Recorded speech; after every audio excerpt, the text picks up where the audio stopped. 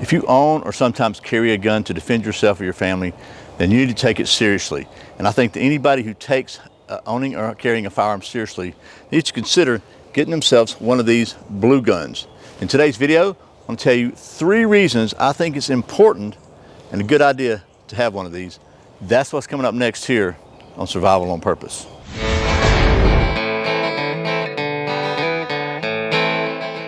Welcome back to Survival on Purpose, your home for trustworthy information and gear reviews related to camping, survival, and general preparedness for regular folks. My name is Brian. Thanks for joining me. As I said, today we're going to talk about this blue gun and why I think it's important, at least 3 reasons I think it's important, a great idea to have one. And before we do that, let me just go ahead and say a big thank you to the folks at Hog Holsters for making these excellent concealed carry holsters that I wear every day and have worn every day for several years now. I've taken these holsters through multiple firearms training classes, a lot of active classes with crawling and rolling and on the ground, up and down. No issues with retention of the firearm into the holster or the holster with my pants. And I say with my pants because Hog Holsters uses these ulti-clips which fasten to your pants, not your belt, which allows you to carry this even if you're not wearing a belt, although I recommend wearing a belt because the belt provides the support for your pants. But works really great. It allows you to, as you saw, remove the holster, remove your gun from your body without having any chance of the trigger being touched or bothered because it's always covered. Hog holsters made one at a time the old world way in Arizona, the USA, using 100% made in the USA components, and you can save 10% on your order over $30 at Hog Holsters by using the coupon code Survival on Purpose, all one word. Now, let's talk about these holsters. So first of all, not these holsters, these guns. First of all, as I said, let me grab one. Real briefly, the history of these things. Blue guns were actually created by a company I think it's called Ring, and they actually started as movie props. So they would make guns and knives and, you know, bottles that broke over your head or whatever, and they made them for movie props. And somebody in law enforcement saw them and said, hey, maybe we could use those for training, got in touch with them, and now probably their #1 market is training, is firearms training. But that being said, I think they're a really good thing to do. You can get these both in unweighted like this one, and then this one is actually weighted. So it is about the same weight as my full-size Glock 19, full-size, they call it a mid-size, but so, and here's the weights on these. The unweighted one weighs about 11.7 ounces. You can get these online for around 50, 60 bucks. The weighted one, this one weighs 14.5, 1 pound, 14.5 ounces. My Glock 19 fully loaded weighs 1 pound, 13.8 ounces, so a few ounces difference, but maybe if I had 124 grain instead of 115 grain in, that might make a difference. I don't know. I prefer the weighted versions for a couple reasons, but, and again, the weighted is around 80 to 100 bucks. One more thing, and then we'll talk about the 3 reasons. Some places you're going to go, they're going to say you need to, you know, you got to be law enforcement to buy a Glock, not Glock blue gun or whatever, because Glock's got these rules in place. I promise you can buy them. There's a lot of places on the internet you have to search around. Amazon has some weighted, some non-weighted. There's a blue gun store, I think it's a good place to go. A lot of places have them. Holstersmith has some unweighted ones. They may have weighted ones. A lot of places. I don't have any links or anything. You use the old Google and find them, but I think it's really important to use this. And here's 3 reasons. So the first reason is for your own practice.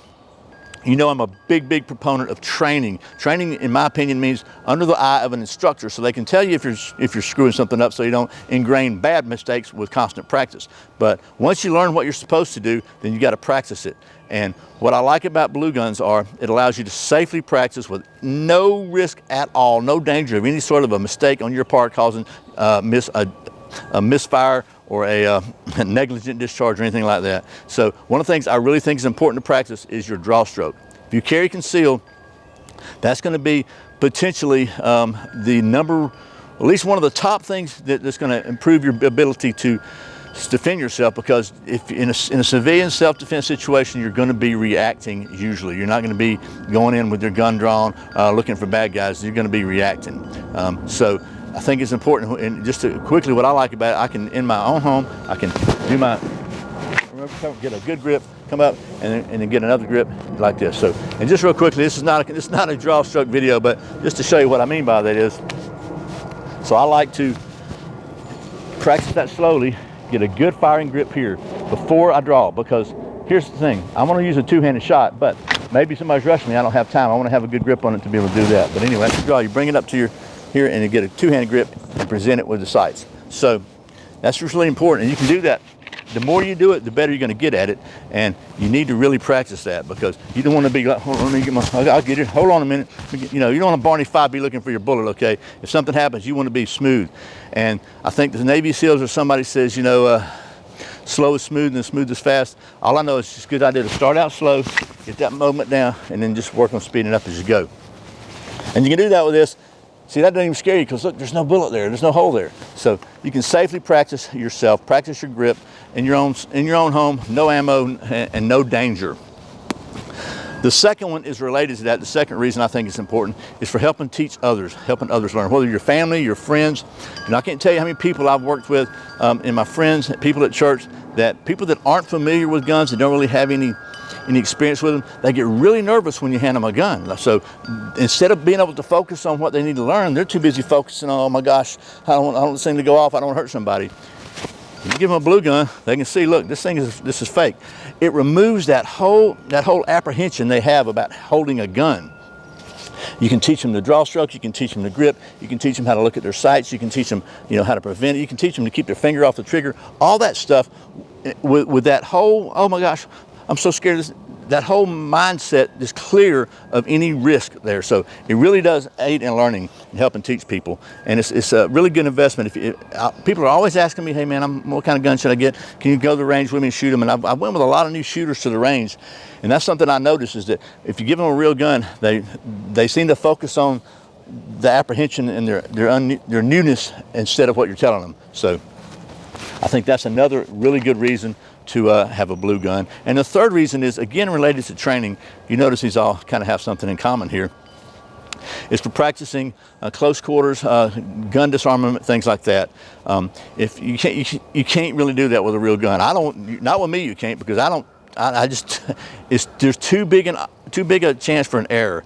I mean, I know here in Georgia there's a police academy, and in the last 10 years, somebody got killed there. I don't remember when it was, but if you're at law enforcement, you probably remember that, in training. And they got shot in the chest and died in training. And this cannot kill anybody. I guess you could bop them in the head with it, but you know, you're not going to shoot anybody with this. So this is a really good tool to use if you want to practice gun disarmament or things like that. And look, I think it's a bad idea to try to disarm an armed attacker. But you might be in a situation where that's the only chance you got. It's like a last chance, all or nothing situation. So you want to at least have practiced that a few times in some moves until you can do it unconsciously, really. And you can do it really safely with this, right? And I like the weighted one, again, because that's more realistic for everybody involved in any kind of training.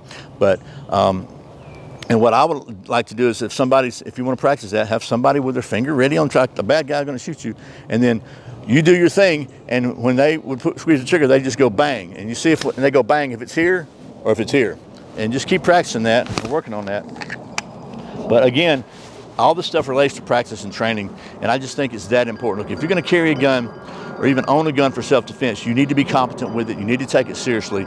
And I think this is 3, I think, really good reasons to seriously consider getting yourself a blue gun. So thanks to the folks, by the way, at blueguns.com. They sent me these so I could show them to you and kind of work this up. I hope this has been helpful. I really highly recommend you getting some training. And I recommend going to Tactical Response, Camden, Tennessee. Take their fighting pistol class if you haven't had any classes. It will change your life, literally. I'm going to be up there some more this year. I try to go several times a year. So anyway, it's a little plug for Tactical Response. They're not paying me. I just think they're really great. So anyway, I'll shut up now. I really hope this has been helpful. I appreciate you watching Survival on Purpose. Remember, survival's not an accident, so be prepared. I'll see you next time.